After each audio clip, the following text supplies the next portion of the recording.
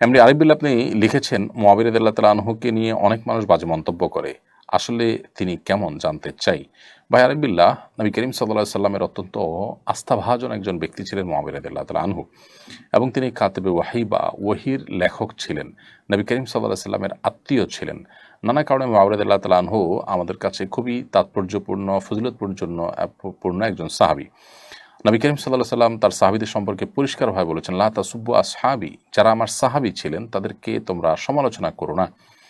আহ, এখানে পরিষ্কারভাবে নিষেধাজ্ঞা আমরা পেলাম যে নবী সাল্লাল্লাহু আলাইহি সাল্লাম কোনো সাহাবীদের নিয়ে কোনো সমালোচনা করা যাবে না, অর্থাৎ সমালোচনা করে কোনো সূত্র পেলেও সমালোচনা করা অনুচিত। সেই জায়গা থেকে মুআবিয়া রাদিয়াল্লাহু তাআলাকে নিয়ে বাজে মন্তব্য করলে সেটা অবশ্যই অন্যায় কাজ, গর্হিত কাজ এবং নিষিদ্ধ কাজের আওতায় পড়বে, এবং আহলুস সুন্নাহ ওয়াল জামাতের আদর্শ বহির্ভূত কাজ হবে যদি কেউ মুআবিয়া রাদিয়াল্লাহু তাআলাকে নিয়ে বাজে মন্তব্য করে। মুআবিয়া রাদিয়াল্লাহু তাআলা আনহু, যার প্রতি নবী সাল্লাল্লাহু আলাইহি সাল্লাম আস্থা রাখতে পেরেছেন, আমরা আস্থা রাখবো না? নবী সাল্লাল্লাহু আলাইহি সাল্লাম যেখানে উম্মি ছিলেন, লেখা বুঝতেন না, পড়তে পারতেন না, সেখানে রাদিয়াল্লাহু তাআলাকে দিয়ে ওহী লিখিয়েছেন, এত বড় একটা সেন্সিটিভ কাজের দায়িত্ব তাকে দিয়েছেন এবং তাকে আস্থা ভাজন মনে করেছেন, তাকে দোষারোপ করার কোনো অধিকারই আমাদের কারণ নেই।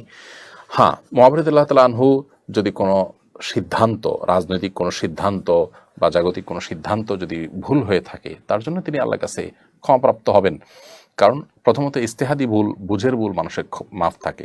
সাহাবীরা কেউ নিজের ব্যক্তি স্বার্থ চরিতার্থ করবার জন্য কোনো কাজ করেছেন, এই অভিযোগ যদি কেউ করে, তাহলে তিনি সাহাবীদের সম্পর্কে আসলে কিছুই জানেন না, সেটির প্রমাণ বহন করবে। কারণ সাহাবীরা ব্যক্তি স্বার্থের অনেক ঊর্ধ্বে উঠতে পেরেছিলেন। তারা যদি তাদের পরিবারের কোনো সদস্যকে কোনো ক্ষেত্রে প্রায়োরিটি দিয়ে থাকেন, তারা দ্বীনের জন্য এটাকে কল্যাণকর মনে করে করেছেন। তাদের সিদ্ধান্তটা ভুল হতে পারে, কিন্তু তাদের এই যে নিয়তটা, সেটা নিয়ে আপনি আসলে কোনো বাজে মন্তব্য করবার কোনো সুযোগ নেই। আল্লাহ সুবহানাহু ওয়া তাআলা নিজে কোরআনে তাদের সম্পর্কে বলেছেন যে ইয়াবতাগুনা ফাদলা মিনাল্লাহি ওয়া রিদওয়ানা, তারা আল্লাহর কাছ থেকে করুণা এবং আল্লাহর সন্তুষ্টি আশা করে। এটা আল্লাহর পক্ষ থেকে দেওয়া সার্টিফিকেট। অতএব তাদের উদ্দেশ্য নিয়ে আপনি কোনো রকম বাজে কথা বলার কোনো সুযোগ নেই। এই জন্য সাহাবীদেরকে গালিগালাজ করা, এটা ফাসিকি এবং ফুজুরি কাজ, আহলুস সুন্নাহ জামাতের আদর্শ পরিপন্থী কাজ, সেটা করা আমাদের কারোর জন্যই জায়েজ নয়। যদি কেউ এরকম করে থাকেন, তিনি অবশ্যই অন্যায়কারী হিসেবে বিবেচিত হবেন। সাইদ আল